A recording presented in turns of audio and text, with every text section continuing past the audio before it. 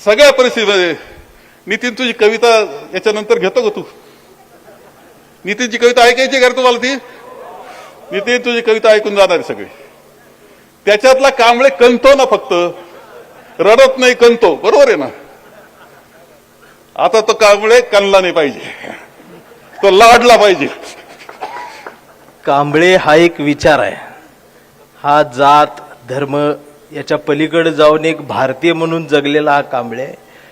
हा कांबळे कणतो. हा कणतो याचाच अर्थ लढतो असा आहे. त्यावेळी कणणं म्हणजे त्याचं लढणं आहे. त्याचं तिथं त्या विचारावर थांबणं आणि अजिबात डगमगून न जाता त्या विचारावरती राहून कणत राहणं पण लढत राहणं असा त्याचा अर्थ आहे. कविता आहे कांबळे हे आमचा कांबळे लय हुशार, एक कधीच नाही रडला, नुसताच कणला करून. कांबळे शाळेत गेला, मास्तरनं फळ्यावर सरस्वती काढली, पण कांबळेनं पाटीवर सावित्री काढली. याचा अर्थ कांबळेनं सरस्वती खोडली नाही, सावित्री काढली. म्हणून मास्तरनं चिडून कांबळेला असा तुडवला.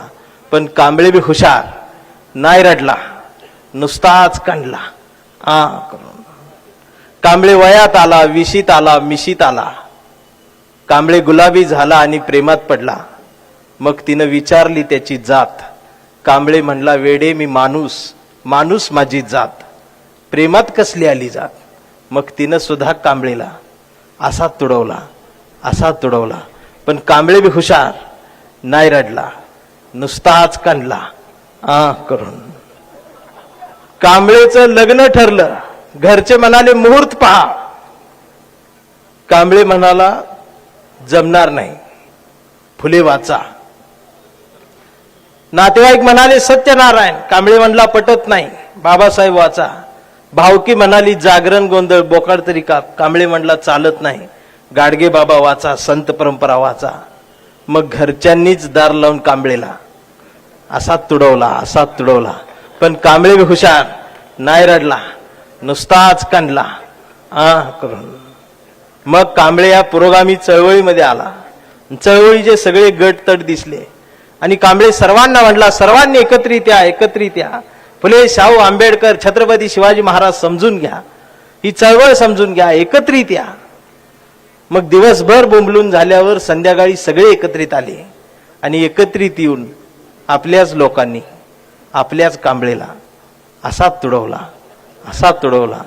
मग कांबळेला कळलं हे तुडवायला एकत्रित आले म्हणून. पण कांबळे नाही रडला, नुसताच कणला करून. परवा कांबळेच्या मुलानं कांबळेला विचारला. आता कांबळे मोठा झालाय, ते मोबाईल बघत असतो. मोबाईल बघत कांबळेच्या मुलानं कांबळेला विचारलं, डॅडा, फुले शाहू आंबेडकर कोण डॅडा? लोकशाही म्हणजे काय डॅडा? संविधान काय भानगड डॅडा? आणि छत्रपती शिवाजी महाराज खरंच जन्माला आले होते का डॅडा? आता मात्र कांबळे पेटला. त्यानं दार लावून पोरालाच असा तुडवला. पण चिरंजीव कांबळे बी हुशार, तो पण नाही रडला, तो दोनदा कणला करून. मग कांबळेला लक्षात आलं DNA मधनं ही डबल गेलं, पण विचार ही पुस्तकातून जात असतात. आणि आता कांबळे वेडा झालाय. कांबळेला वेड्यांच्या दवाखान्यात टाकले.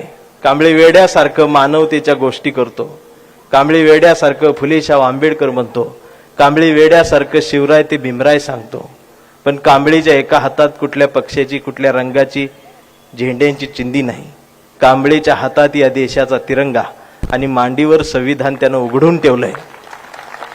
आणि डॉक्टर सुद्धा व्यवस्थेचे शॉक देऊन कांबळेला तुडवत आहेत. पण कांबळे नाही रडत, तो नुसताच कणतोय करून.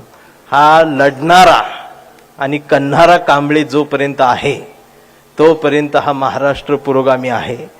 हे संविधान आहे, छत्रपती शिवाजी महाराजांचे विचार आहेत. कांबळे हा एक विचार आहे, तो आता मनामनात पोहोचलाय, याचा मला आनंद आहे. याच्या पुढची कविता ज्यावेळेला बदल होईल सगळ्या गोष्टी, त्यावेळेला कांबळे सगळ्यांना तुडवत जाणार आहे. त्या कवितेची वाट बघत बसूया. धन्यवाद.